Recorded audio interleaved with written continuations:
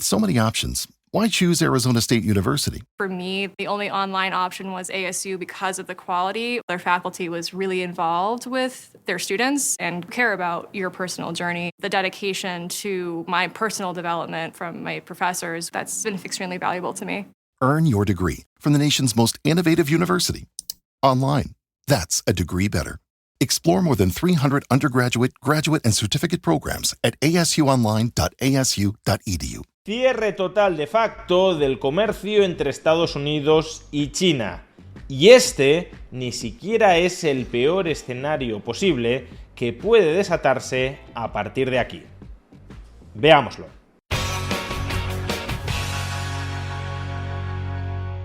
Este 9 de abril han entrado en vigor las salvajes subidas arancelarias que aprobó el presidente de los Estados Unidos, Donald Trump, el pasado día de la Liberación. Y entre esas salvajes subidas arancelarias sobresale, por encima de todas las demás, el arancel del 104% que los Estados Unidos han impuesto contra las importaciones procedentes desde China.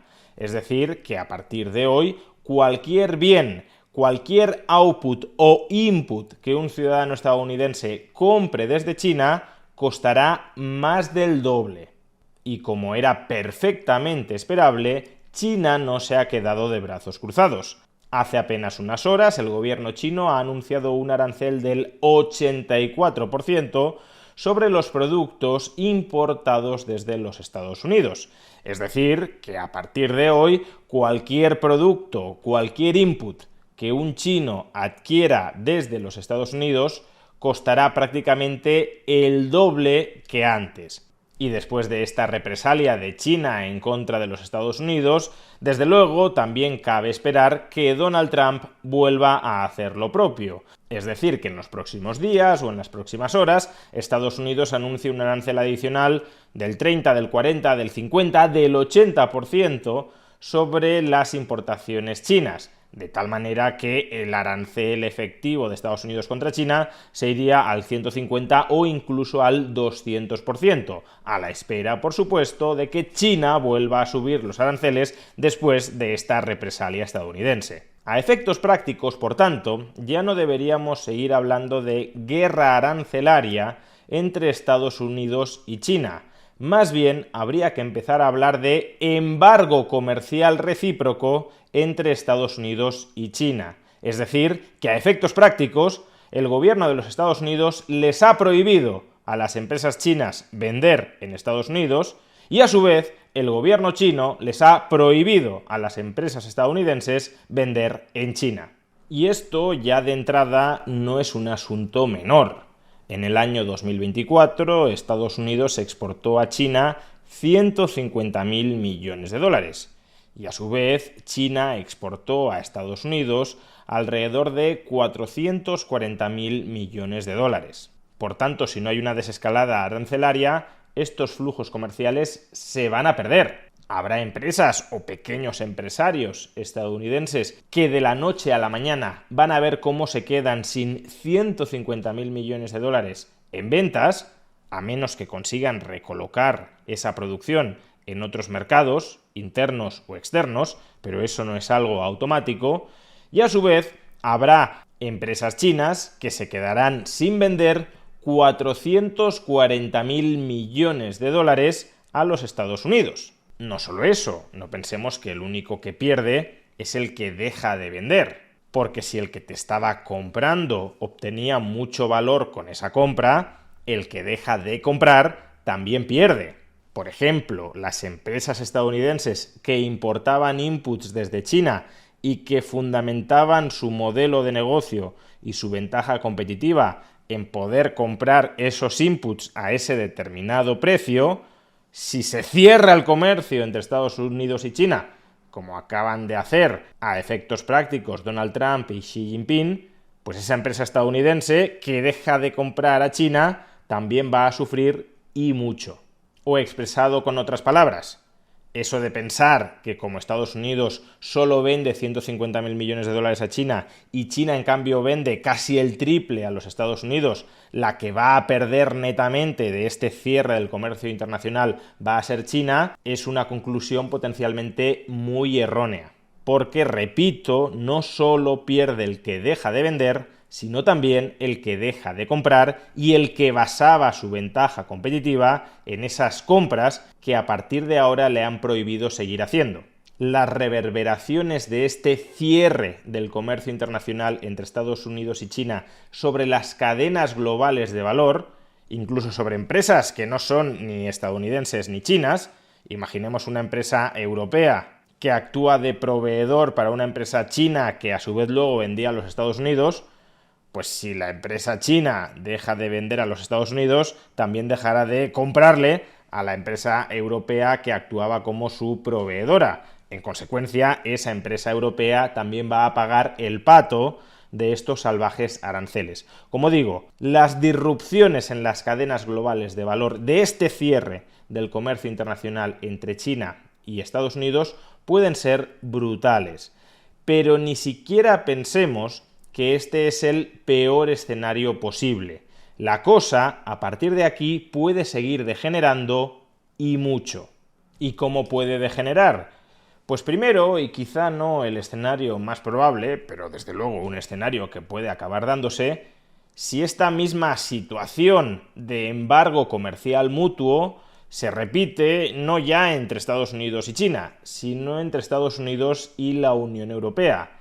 La misma dinámica negociadora que ha seguido Estados Unidos con China, te subo aranceles, pues yo te lo subo más, pues yo te lo subo todavía más, se puede reproducir también con la Unión Europea. Y si eso fuera así, prácticamente Estados Unidos se convertiría en una autarquía.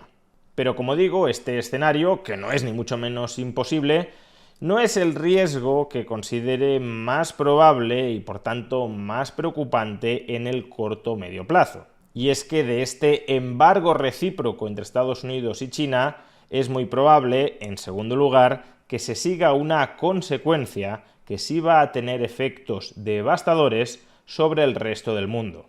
Y me estoy refiriendo a la devaluación del yuan.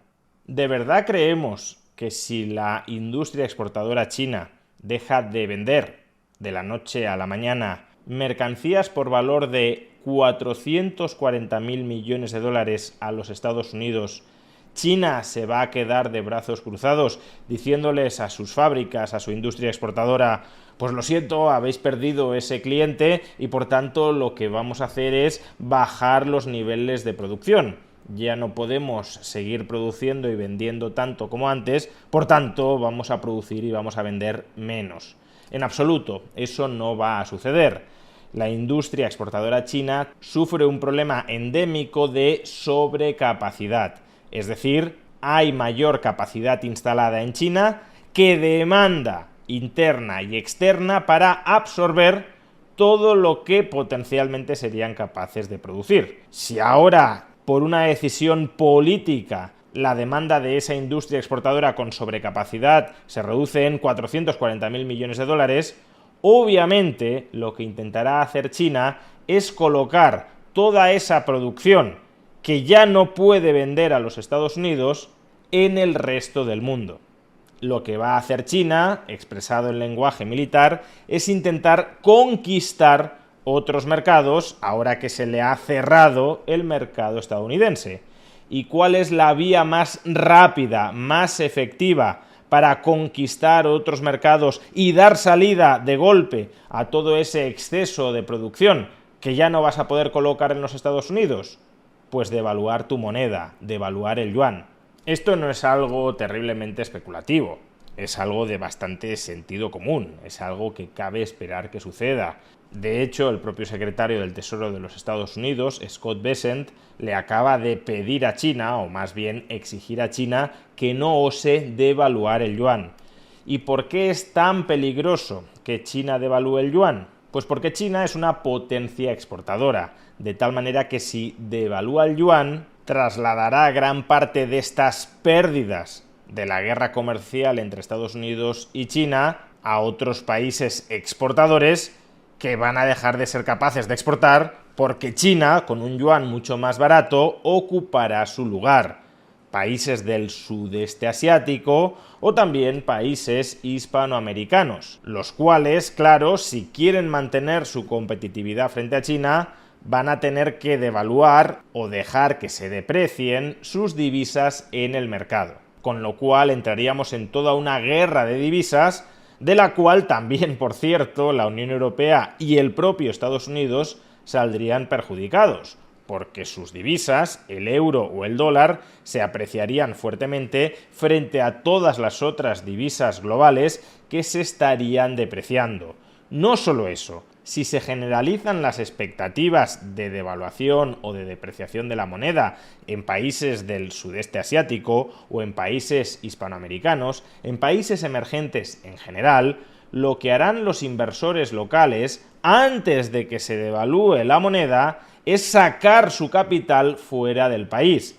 Es decir, todos esos países directamente afectados por la devaluación del yuan van a experimentar fortísimas fugas de capitales, una contracción de la inversión real interna, pero también una contracción de las refinanciaciones internas de deuda. Un caso especialmente doloroso, por cierto, podría ser el de Argentina, un país que gracias a las reformas y a los ajustes de Javier Milei estaba comenzando a levantar cabeza y que si se devalúa el yuan sufrirá, como todos los demás, una importante fuga de capitales. Es verdad que algo controlada porque sigue en vigor el cepo cambiario, pero en cualquier caso o no entrará el capital que Argentina necesita para salir adelante o el que está dentro tratará de salir.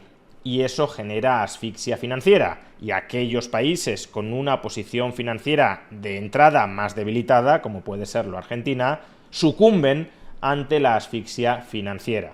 Y así, en tercer lugar, lo que comienza siendo, en apariencia, una crisis muy fuerte de la economía real como consecuencia del cierre del comercio internacional entre Estados Unidos y China, puede involucionar hacia una crisis financiera a gran escala. Y es que no pensemos que el sector financiero va a salir indemne de esta si esta situación se prolonga en el tiempo.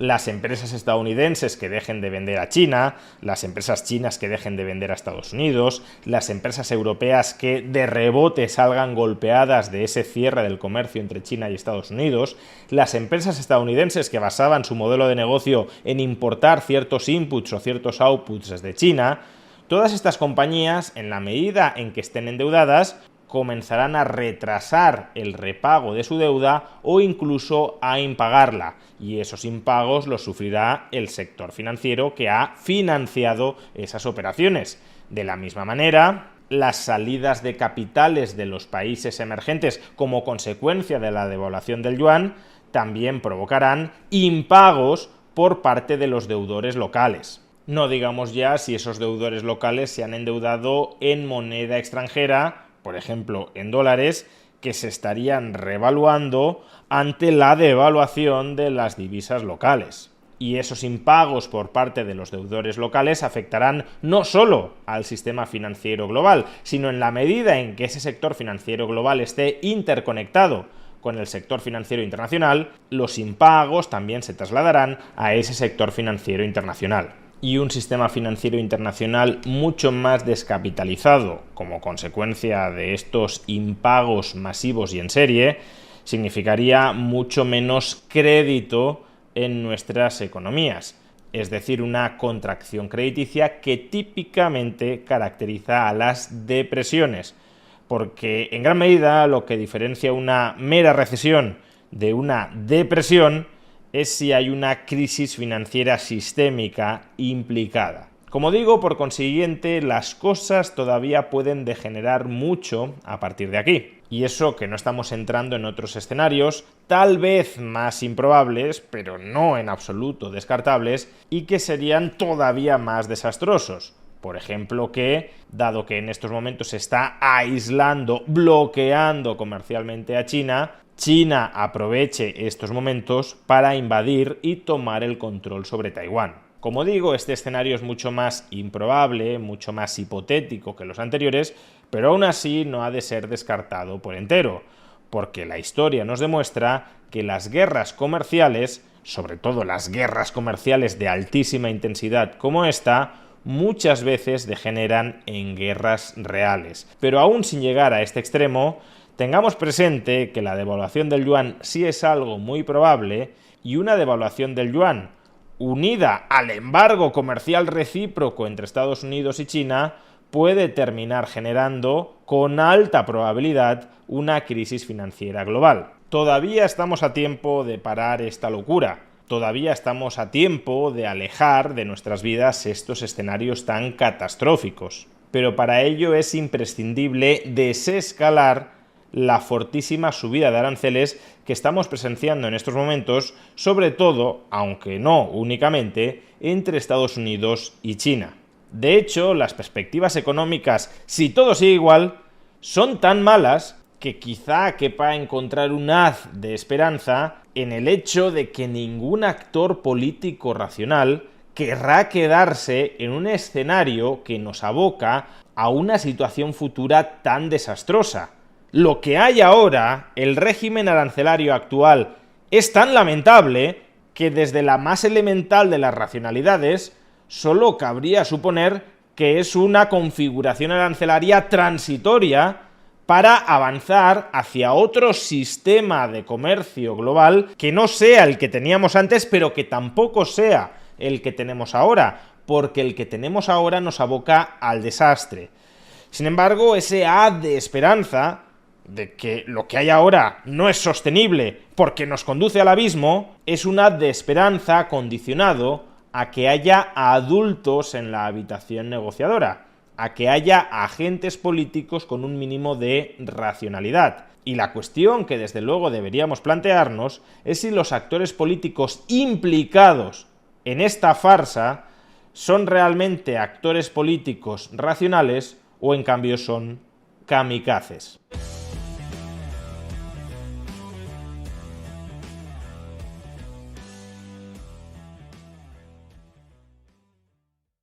At Arizona State University, we've made online education better, smarter, and more personalized so you can go further in your aspiring field. I decided to pursue medicine once I realized that ASU did have the online program for biological sciences. You're still required to learn the same curriculum. You're still being tested on the same content that anyone would be tested on in person. The comprehensiveness of the program prepared me so well for medical school. Explore over 300 programs at asuonline.asu.edu.